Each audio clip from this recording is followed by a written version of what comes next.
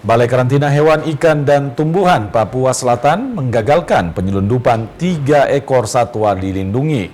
Satwa tersebut rencananya akan dikirim melalui kargo melalui Bandara Internasional Mopa, Merauke.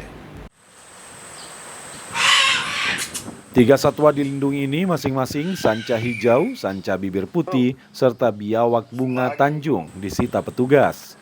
Ketiga satwa ini hendak diselundupkan melalui jalur udara di Bandara Internasional Mopa, Merauke. Upaya penyelundupan ini gagal usai petugas bandara melakukan pemeriksaan barang. Ketiga hewan tersebut terdeteksi dalam sebuah paket kargo yang bertuliskan obat-obatan.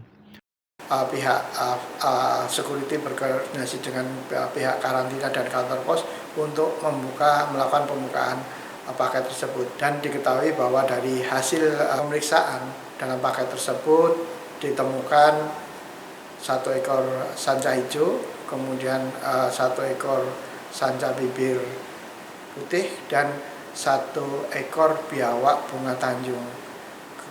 Ketiga satwa tersebut memang masuk dalam apendik dan dilindungi berdasarkan undang-undang. Usai disita, petugas Balai Karantina Hewan, Ikan, dan Tumbuhan Papua Selatan, ketiga reptil tersebut diserahkan ke pihak BKSDA untuk dilepas liarkan.